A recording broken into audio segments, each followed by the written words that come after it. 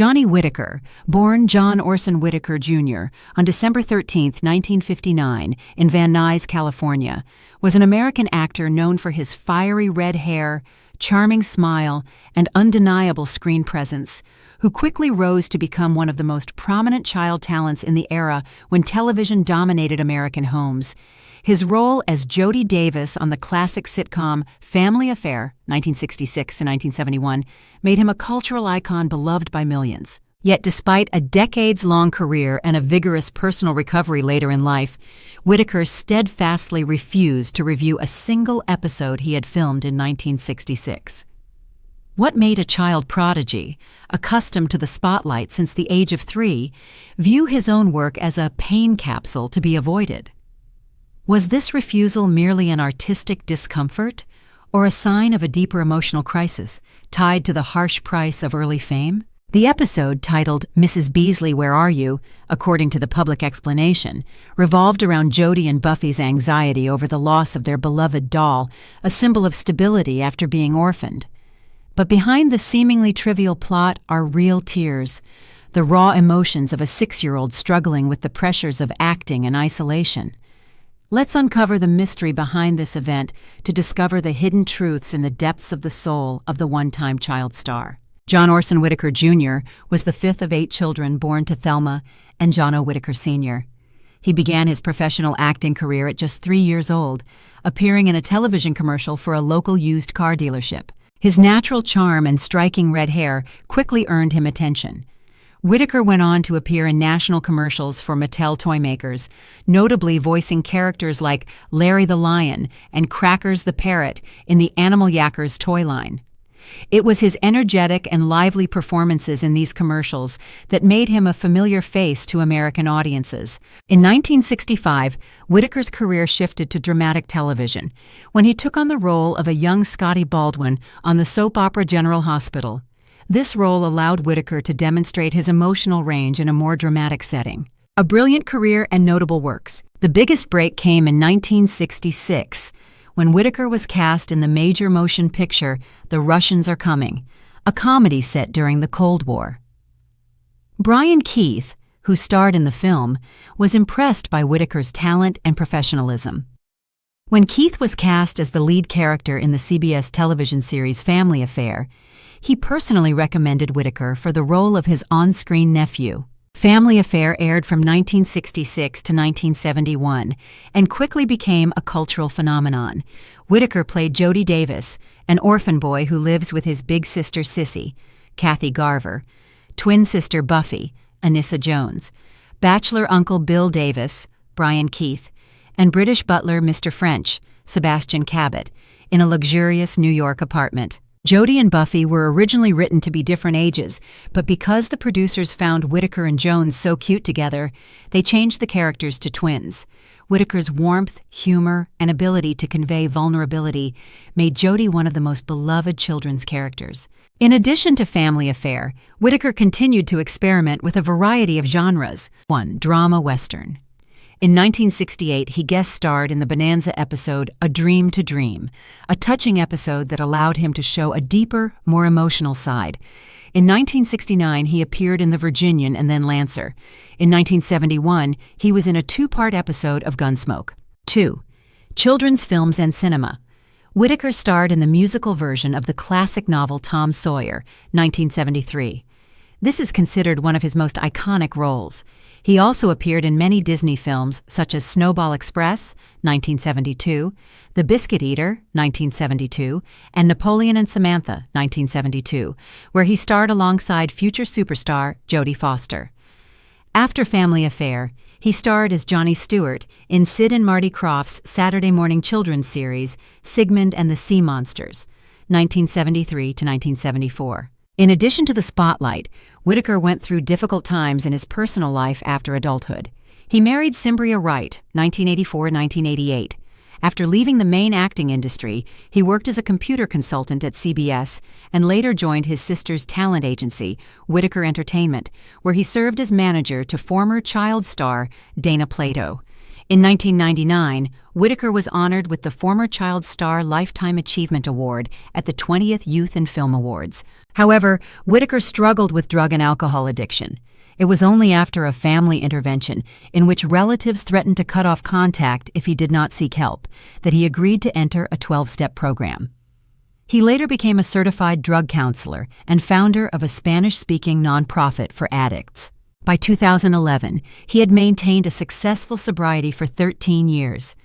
Additionally, Whitaker grew up in the Church of Jesus Christ of Latter-day Saints, and after a period of separation, he rejoined the church. Ironically, throughout his brilliant career and personal struggles, no trial has been more indelibly imprinted on Johnny Whitaker's mind than a single episode, filmed when he was just 6 years old. It was a fateful event that he refused to watch again because it represented a moment of irreversible trauma in the child's heart. That haunting episode was Mrs. Beasley, Where Are You?, filmed in 1966 during the first season of Family Affair. The show was known for its gentle, heartwarming stories about family. This episode was heavier than the others, focusing on the loss of Buffy's Mrs. Beasley doll.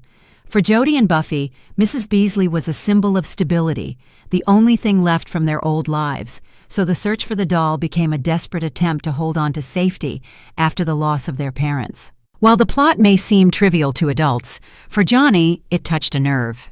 The episode required Johnny to convey a high level of emotion, deep sadness, fear, and vulnerability. These emotions, according to later interviews, reflected his own unspoken anxiety about separation, uncertainty, and the intense pressure of performing in front of a national audience at such a young age. Filming the episode was particularly difficult for Whitaker. He had formed a close, almost familial bond with his on-screen sister, Anissa Jones.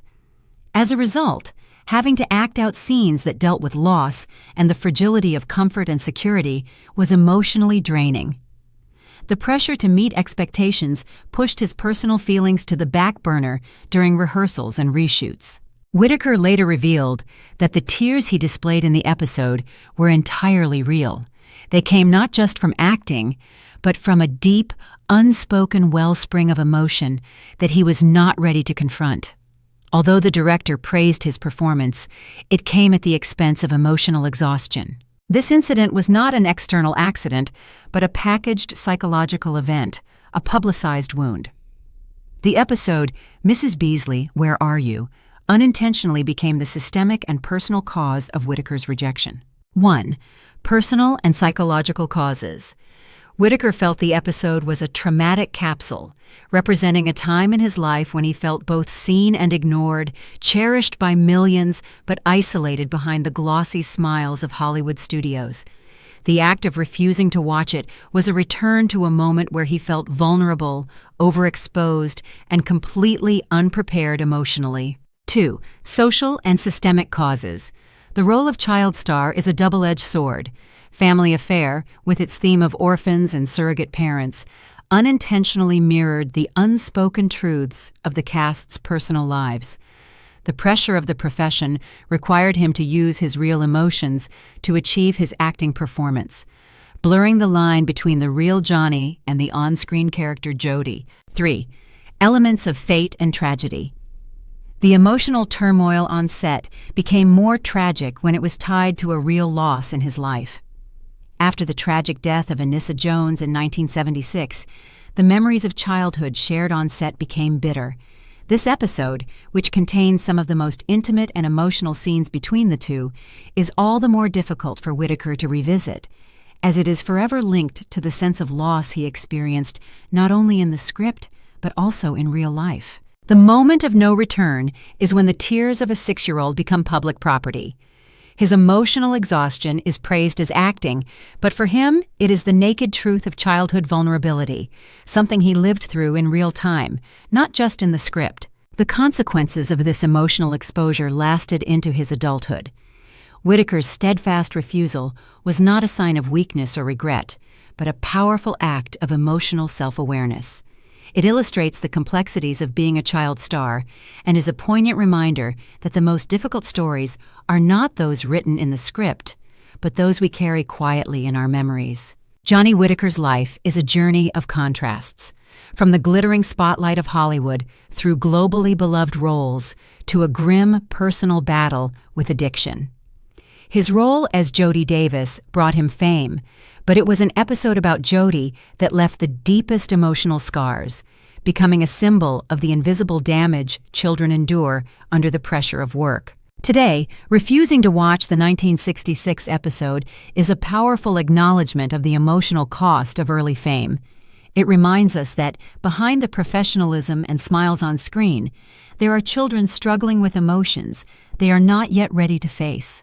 The truth about this pain capsule raises a haunting question for society and the entertainment industry. Are we asking child celebrities to shoulder too much emotional weight, requiring them to exploit their own fears and vulnerabilities in exchange for praised, authentic performances? And if so, what is our responsibility to protect their mental integrity?